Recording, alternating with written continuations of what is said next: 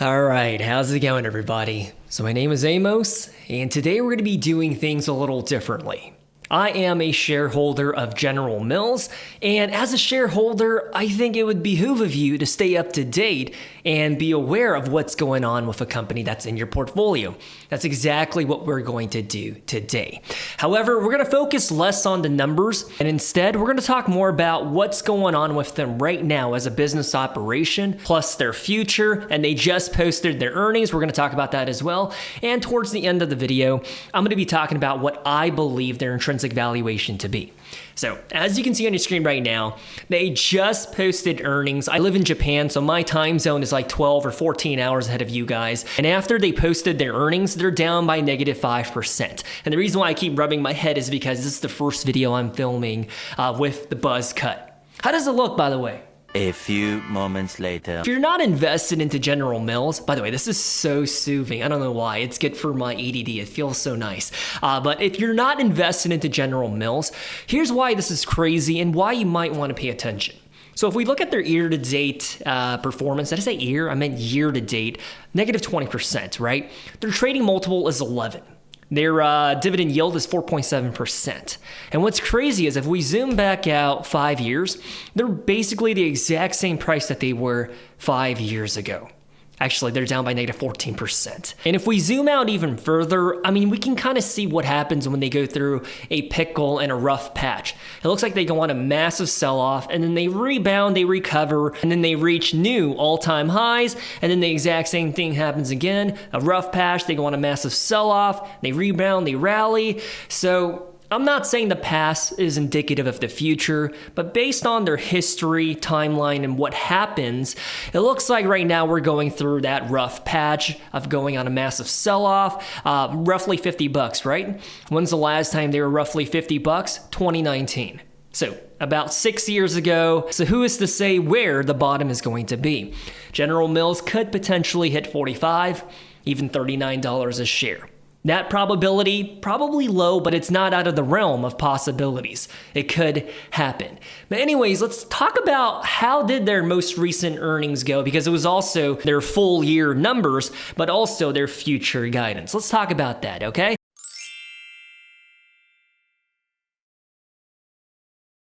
So General Mills, bottom line up front, they beat on the EPS for the fourth quarter. However, they missed on the top line. And for this past fiscal quarter, they've been implementing value pricing for some of their brands. That's like their whole strategy and marketing effort right now, which did work out because it did increase sales volume for Pillsbury and Totino's, their frozen pizza brand. So their strategy is to do the cereal aisle next because they have seen that it works. And I'm taking a wild guess here. What's happening is they're decreasing the amount of food they give you, and at the same time, they're slashing the prices as well. So in the end, they're making the same amount of money per ounce of food that they're selling. However, they're able to drive more volume sales. And on the earnings call itself with the executive leadership team and all the different bank financial analysts that are covering this company, a good bulk of the Q&A was focused on their Blue Buffalo pet food brand. And right now they're rolling out this Love Made Fresh campaign. It's like a specific type of dog food and cat food that's made with like human grade ingredients and a recipe where even you could eat it, right? And so Blue Buffalo right now is pivoting and is transitioning some of their food operations towards the refrigerated pet food space because that's where the momentum is at, right? I think Gen Z and millennials, we are humanizing our pets. They're no longer just a pet. Between you and me, like my dogs, dude, they're a part of the family. Okay, I consider them my first kid, second kid. Okay, whatever, I'm weird. And the reason why I think General Mills is making the right focus with Blue Buffalo is that the expected growth CAGR is 12 to 20% for the pet food space. I think more and more people are gravitating towards the idea of feeding our furry family members better kibble and better food than just buying that cheap, bag, 50-pound bag of kibbles and bits for like $15. Instead of doing that, I think more and more people are willing to pay like $50, $60, $100 for like a 20-pound bag of kibbles. Because I mean, at the end of the day, that's the least that we can do, right? I mean, they eat the exact same meal 2 to 3 times a day. They take the exact same walks and the exact same path and route day in and day out. I mean, the least that we can do is to buy them a high quality dog food. And that's not to say that you're a bad pet owner if you feed your dog kibbles and bits or Ol Roy. Okay, like if you have the financial means and you're able to buy the premium dog food, I think most people go that route. But anyways, something else that they talked about on the earnings call that made my heart drop is this. They expect their SG&A to grow more than their revenue for this fiscal year of 2026. So when you think about it, with inflation, an elephant in the room is that the wages are going to have to go up as well. We can't just make everything more expensive without compensating the employees. So on a human-to-human level, I'm stoked, right? I'm excited that people are going to get better compensation and more livable wages. But from a business perspective, dude, that's a huge red flag for their operations. So when I think about General Mills, it's going to eat into their margins because their compensation and wages that they're paying their employees is growing at a faster rate than their revenue. However, on the flip side, with better pay, it's not all doom and gloom, right? Because I'm thinking that's going to reduce the retention turnover in their factories and folks that are working in the General Mills supply chain. You know, the people that are making like 24, 27 bucks an hour. I'm not talking about the corporate salaried employees that are up in Minneapolis. I'm talking about the folks that are making the magic happen. The ones that are making the cereal, the dog food. Because if you know anything about hiring employees, the onboarding process and then getting those folks up to speed is worse for the bottom line. Because it's not like they're going to be full speed experienced employees by the second day. Nah, dude, it takes time, right? It's going to be like 3 months, sometimes even 6 months. And that's something that I learned with Huntington Ingalls, which is another company that I bought into because they had a huge crisis with employee turnover. A lot of their experienced workers were quitting, and then they had to onboard a lot of fresh hires, and then training them to make ships. Dude, it took so much time, money, and resources, and consequently, they were not able to deliver the ships and submarines at the timeline that their clients expected them to do so. And that's why I think as General Mills is increasing their wages, it's not the end of the world because that means they're going to have a happier workforce. But it is still a red flag because that's going to explain why their net income, at least for the next 60, 90, 365 days, on why it's not going to look as good. And my last takeaway on the earnings call is that the team is implementing high protein marketing into their products right now, which tells me as a shareholder, their marketing team and product managers are listening to the consumer trend and preference for more protein. I think everybody right now, including the people who do not work out, we all realize and understand how important protein is. Not only is an adequate source of protein going into your body good for muscle growth, but it also helps to build and repair tissues in your organs and all over your body. It helps with your hormones, it helps with your immune system, and it helps you to stay fuller for longer, and the list goes on and on. And they're doing this right now with their Cheerios, cereal brand, and the Nature Valley granola bars. And I'm going to take you down memory lane because I remember back in middle school and in high school, whenever we had to do standardized testing, they would always give us the Nature Valley granola bars. I don't know if it was just a Fairfax County public schools thing, but dude, that was the one reason why I liked to take tests. Because they weren't cheap with it either. I mean, each student was allocated 1 to 2 bars, but if you wanted extra, the administrative team would give you extra. And so as I was taking like my SATs or the end of the year metric exams to see whether or not I'm up to date on the history or science or whatever it is, dude, I would be chomping down on like 6 or 7 granola bars. But all that to say, because their protein campaign is working out, General Mills is going to implement it into their other product offerings as well. So my takeaway from that is this.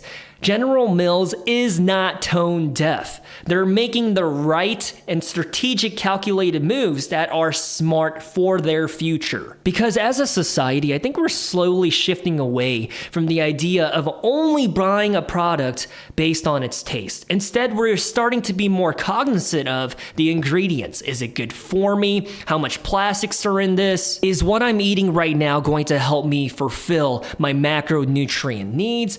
And etc. Okay, maybe that's just myself projecting, but I think General Mills, I think they're doing all of the right steps. It's just right now in a high inflationary environment, I think a lot of consumers are just buying less unnecessary grocery items. I think in the past, people shopping in a grocery store would be less reluctant to pick up a box of cereal, knowing full well they might not even open it or eat it at all. However, as of right now, I think most of us going into the grocery stores, we have a dedicated list of this is what we're going to buy and nothing else.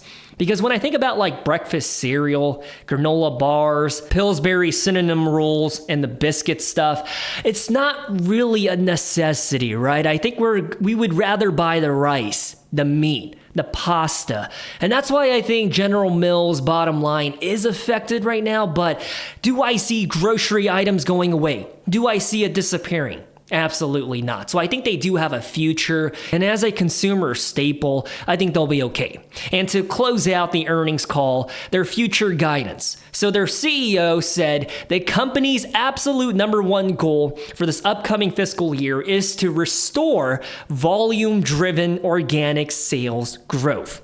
Okay, that was a really long-winded way to say this. In other words, General Mills has a mission right now to grow its sales, which is their revenue, by selling more products. Because for the past 2.5 to 3 years, they made more revenue, quote unquote, made more by raising the prices. But that's not what they want to do. They also want to sell more volume of stuff that are flying off the shelves. That's what organic growth means. More products being sold. Does that make sense? That's organic growth. And for fiscal year 2026, General Mills expects organic net sales to decline by 1%, or on a positive note, to increase by 1%. So do you hear those numbers? Negative 1% to positive 1% for the next 365 days. Whereas the analysts that are on the call, their growth expectation for this year is going to be a 0.1%. Yes, 0.1%. Not only that, General Mills expects their full year adjusted profit to decline by 10 to 15%. So their net income is going to decrease by 10 to 15% year over year.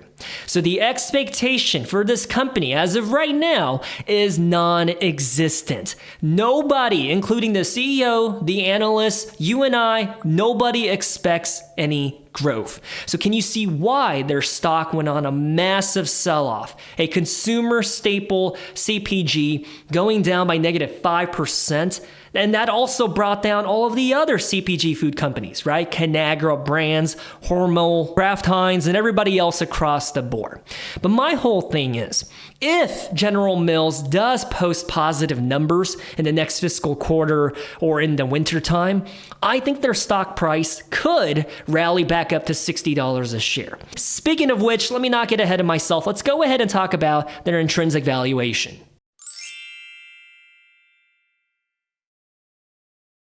By the way, before we go any further, my question to you is, are you a shareholder of General Mills?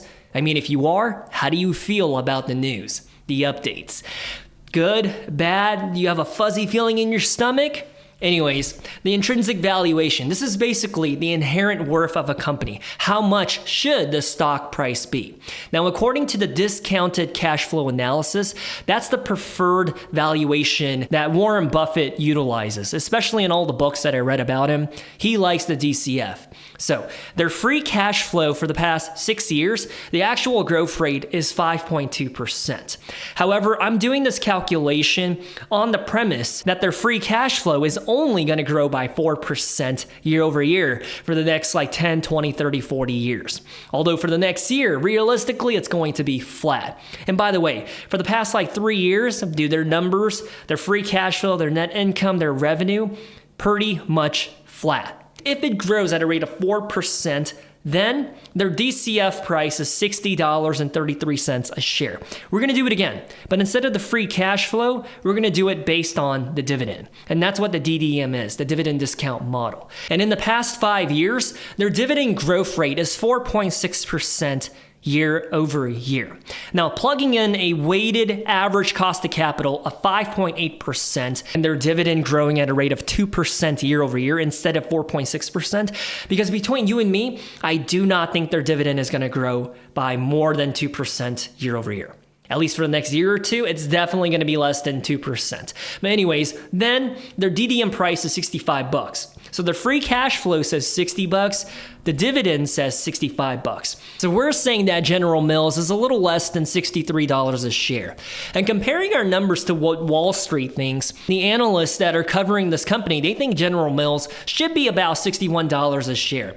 As a reminder, right now $50. By the time you watch this video, I think they could possibly hit $49 or $48 a share. So from its current price of $50, if it does in fact reach its forecasted price target, that's an upside of 21%. Okay, and if it hits a number closer to what we said, 62.90, I think, then it's 22% of an upside from its current trading price. And just to scroll down here and show you the updates that are happening, Megan Alexander from Morgan Stanley, she went from $53 down to $51, and she's saying sell. So as we scroll up, it's still undervalued at $50.68. So that's kind of crazy territory that General Mills is in right now. And then when we think about what Brian said from Bank of America, he thinks that General Mills is a strong buy, and he believes their intrinsic valuation to be $63. I would probably agree more with what he's saying. With Megan, not so much. I don't think that General Mills should be anywhere near $51. As you can see by the price range, the biggest bull thinks that General Mills should be $72. The biggest bear thinks $51. If we meet somewhere in the middle, around $61, all of these numbers from their high to the low price predictions, it's still well below it. And so that kind of begs the question, what's a good price to buy into General Mills or a price to dollar cost average if I'm already an existing shareholder? So my price prediction is $62.91. By the way, if you have a bald head or a buzzed haircut, dude, this feels so freaking nice. Anyways, it's distracting. So our forecasted and calculated price is $62.90. If we average it out with what Wall Street believes, then General Mills should be realistically $62.18, which is this one right here. Currently $50. So what's a good price to dollar cost average? I think with a margin of safety baked in, between you and me, I'm probably going to dollar cost average as they hit a price point about $50 or below. And if it reaches $48 and below, I'm just going to continue to dollar cost average. So let's talk about my closing thoughts. Why exactly am I buying into General Mills, even though right now they're going through a rough patch? Because if I remind myself of the facts, as of right now, their dividend yield is like a 4.5, 4.7%. And despite their earnings per share shrinking, like say worst case scenario, it goes down by negative 1% year over year, their payout ratio is still going to be hovering around 48 to 52%.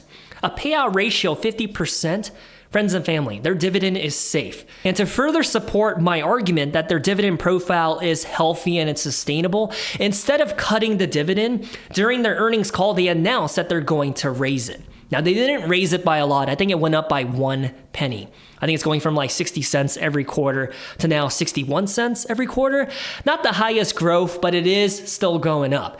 If they only saw fear and pain and bankruptcy in their near future, they definitely would not have increased the dividend. Are we seeing eye to eye? But to be completely frank and transparent with you, I try not to go near companies where their revenue is stalling or if it's decreasing year over year. And that's what's happening with General Mills, right? So that is a yellow flag. How I come to terms with it is I don't think of General Mills as like a hyper growth company. General Mills is a very mature, value-oriented CPG. And so I would label them into the category of a great value investment. And I have to add that adjective, great, because that's what they are. A business that is centered around the grocery aisles, Dude, it's here today and it's here tomorrow.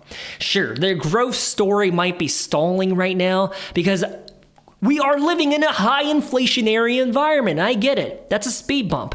But do I believe that we're permanently going to be seeing inflation increases of like 8, 10, 20% quarter after quarter? Absolutely not. I think the light at the end of the tunnel is near. I think Jerome Powell was like, dude, we're not going to cut the rates right now. But I think by the end of the year, I think we might start cutting the rates. I don't know. I'm not a genie in a bottle that can predict the future, but it could be this year or next year. The rates are going to be cut, which means inflation should realistically come back down, which means the prices of things like cereal or buying a used car. Dude, why the heck is the used car market still so freaking expensive? But anyways, the prices of things should be coming back down to earth, at least in the next 2 to 5 years. So General Mills, yes, obviously they're going to have some pain right now, but it's not growing pain like a startup company that doesn't know how to turn a profit.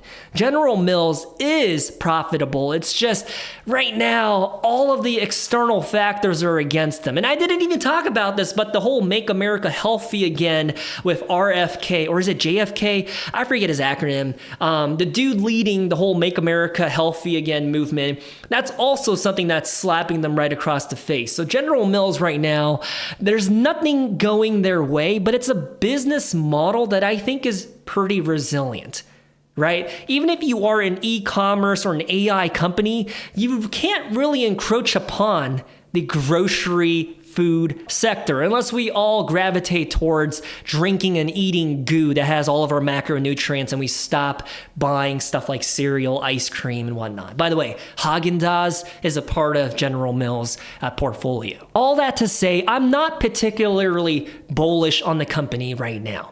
I don't see it as like a bull case. However, with General Mills, I do see them as a solid dividend compounder.